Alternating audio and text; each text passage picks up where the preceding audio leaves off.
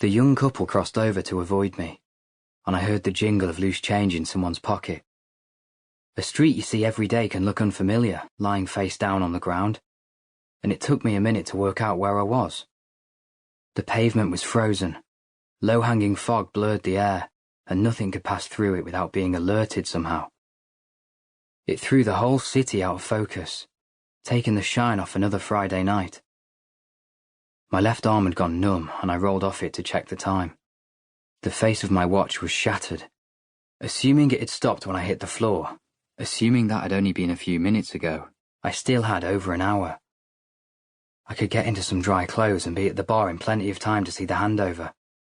I felt my way up a wall and got to my feet. My face hurt and my brain felt like it had come loose, rattling around inside my skull, erasing PIN numbers and names of childhood friends. I watched the young couple disappear into the fog. In spite of social media, CCTV, and the state, we still live in a world where you can disappear if you want to, or even if you don't. It had been about a month since the story leaked. A month since I'd gone missing. I felt the back of my head where someone had just hit it, hard.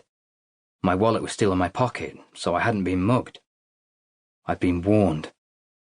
There was no one else around, but I could feel eyes all over me.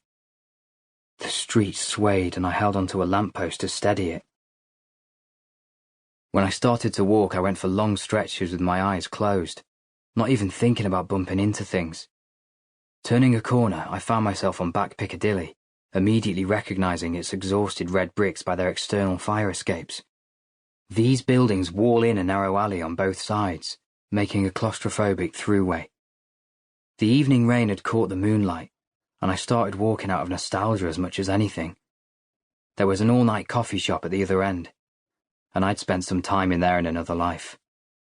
It had been years since I stopped going, and the city had changed so much that I knew I wouldn't see any of the old faces. I was a few steps into the alleyway when I heard a car start behind me. An engine growled into life, flexing its muscles before falling into a smooth rumble.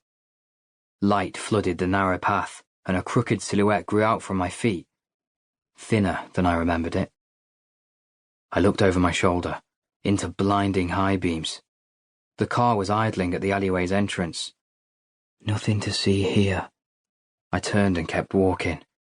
I was halfway along when the beams shook, when they started following me. The engine revved and the car moved closer. It sounded just 2 or 3 feet behind, and I knew then that I'd never really disappeared. I could feel the headlights burning into my back. I didn't want to turn and look through them at the driver anymore. I was afraid of who it might be. I pressed myself into an alcove so the car could pass. It stayed where it was for a few seconds. Squinting into the light, I saw a BMW, all gleaming black paint and chrome. I could feel the night in my lungs, the blood singing through my veins. A window came down, but I couldn't see inside. "Detective Constable Waits," said a man. "Who's asking?" I heard a woman's laughter from the passenger side. "We're not asking, handsome. Get in."